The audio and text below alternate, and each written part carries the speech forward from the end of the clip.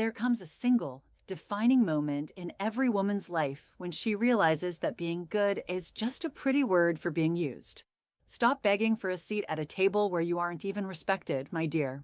The day you stop explaining yourself is the very day your real life begins. Sit down right here for a moment. I've just brewed a large pot of chamomile tea with a touch of honey, just the way you like it. Take a deep, slow breath. You look so very tired, my sweet girl. And I do not mean the kind of tired that a good night's sleep or a long weekend can fix. I mean soul tired, bone tired, the kind of exhaustion that settles deep inside your spirit. I recognize that look because I wore it upon my own face for decades. It is the look of a woman who has spent her entire life making sure everyone else's cup is filled to the absolute brim, while completely ignoring her own parched throat. You have been playing the good girl for as long as you can remember, haven't you? Always smiling politely when you actually want to scream. Always accommodating everyone else's schedules, their shifting moods, and their endless demands.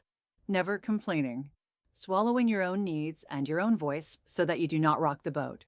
You bend and you bend and you bend, secretly hoping that one day, just maybe, someone will notice how much you are sacrificing. You hope they will finally hand you the love, the appreciation, and the respect you so deeply deserve.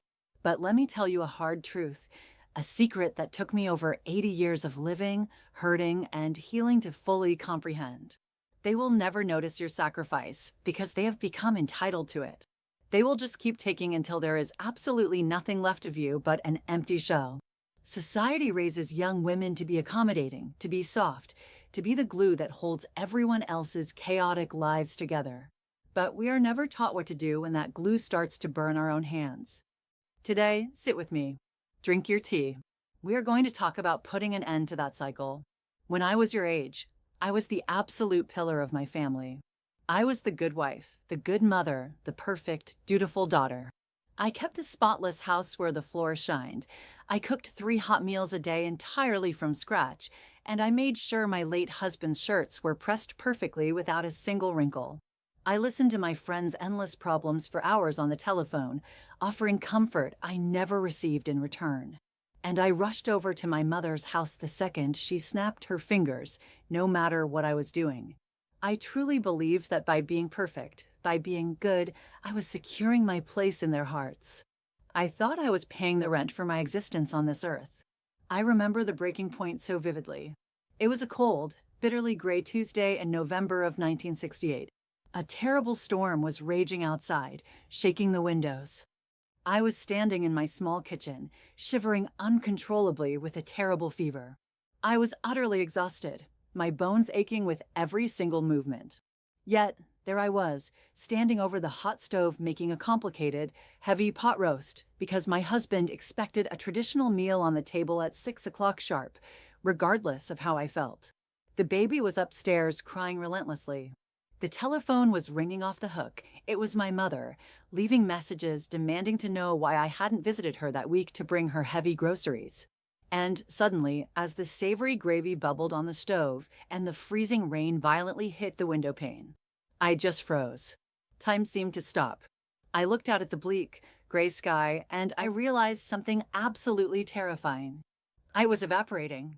I was actively becoming a ghost in my own home, a mere instrument for other people's comfort and convenience. I realized that if I dropped dead on that very kitchen floor, their first thought wouldn't be profound grief for me. It would be frustration that dinner was ruined and their schedules were disrupted. I felt a hot, bubbling anger rise up from my toes. It wasn't just anger at them. It was a deep, burning anger at myself for allowing it for so long. So I did something completely unthinkable. I reached out and turned the stove off. The burner clicked, and the kitchen went silent. I didn't answer the ringing telephone. I didn't rush upstairs.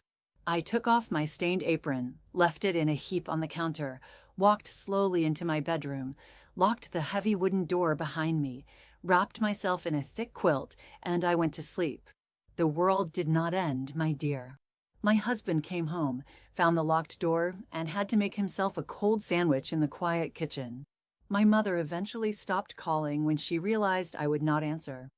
The baby cried, and then her father had to figure out how to soothe her. But that locked door?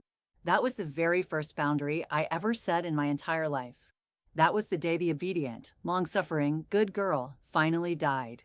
And in her place, a woman who demanded to exist for herself was born.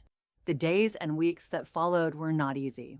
People do not like it when the reliable appliance they have used for years suddenly unplugs itself. There were loud arguments. There were bitter accusations of selfishness. But for the very first time in my life, as I stood my ground, I felt the air fill my lungs. I could breathe. Listen to me very carefully now, lean in. Being a good girl is a beautiful, gilded trap designed by a world that heavily benefits from your silent, uncomplaining labor. They praise your selflessness, your boundless generosity, and your endless patience, solely so that you will never wake up and realize you are being robbed of your own life. You have been conditioned from a very young age to believe that your worth as a woman is tied directly to how useful you are to others. But you are not a machine, my dear. You are a vibrant, living human being with your own complex dreams, your own deep pain, and your own undeniable right to take up space in this world. Respect is not a reward for suffering. You cannot build a beautiful, fulfilling life on the crumbling foundation of your own exhaustion. When you overfunction for people, you actively teach them to underfunction. You teach them that your boundaries are merely suggestions and that your no is just a yes waiting to be pushed. I want you to learn the incredible power of silent strength. You do not need to argue with people who are firmly committed to misunderstanding you. You do not need to draft long, emotional text messages explaining why you are suddenly unavailable to solve their crises. The day you stop over-explaining yourself is the exact day you reclaim your power. If they wanted to treat you right, if they truly valued your presence, they would. It really is that brutally simple. Stop breaking yourself into smaller, bite-sized pieces just to keep other people feeling whole. You must learn to walk away from toxic relationships, even if those relationships are with your own family. Blood makes you related by circumstance, but loyalty, genuine respect, and reciprocity are what truly make you family. When you finally stop bending backwards, people will undoubtedly call you difficult. They will say you have changed, that you have become bitter or cold. Let them say whatever they want. Their words hold no power over your reality. Your peace of mind is worth infinitely more than their conditional, fleeting approval. A relationship, whether romantic or platonic, that requires you to constantly silence your intuition and bury your deepest needs is not a relationship at all. It is a hostage situation. Real love does not demand that you erase yourself. I want you to look closely at your own life right now, just for a moment. Picture the people you interact with daily. Whose loud voices in your head are constantly drowning out your own quiet intuition? Who are you so terrified of disappointing that you are willingly choosing to disappoint yourself instead? Is it a demanding boss? An ungrateful partner who takes you for granted? Or perhaps adult children who only seem to remember your number when they need a favor? I want you to sit with that deeply uncomfortable feeling. Do not run from it. I know it is scary. It is absolutely terrifying to change the rules of the relationship game when everyone around you expects you to play quietly and lose gracefully. You might be paralyzed by the fear that if you stop being the ever-reliable, good girl, you will eventually end up entirely alone. But let me ask you a very important question. Aren't you already profoundly lonely, even when you are sitting in a room completely surrounded by these people? The agonizing loneliness of abandoning yourself is far worse than the peaceful loneliness of an empty room.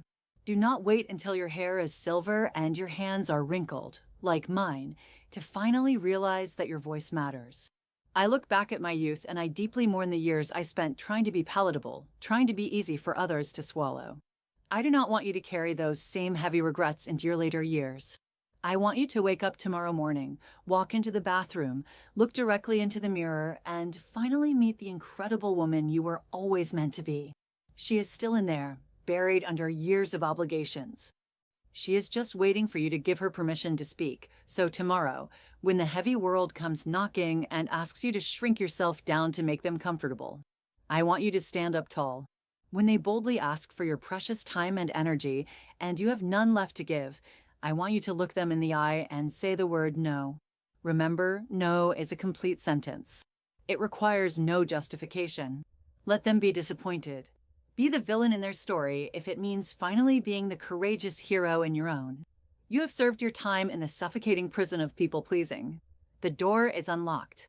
You just have to be brave enough to push it open and walk out into the warm sun. You are so fiercely and wonderfully loved, my dear. And above all else, you are endlessly worthy of a life that belongs entirely, unapologetically to you. If my words found you at the exact moment your heavy heart needed them, please let me know down in the comments below. I sit and read every single one of them.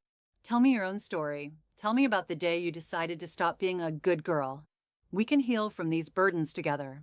And if you would like to sit down and have a warm cup of tea with me again soon, make sure to subscribe to the channel. We have so much more life, love, and wisdom to talk about. Until next time, be endlessly kind to yourself.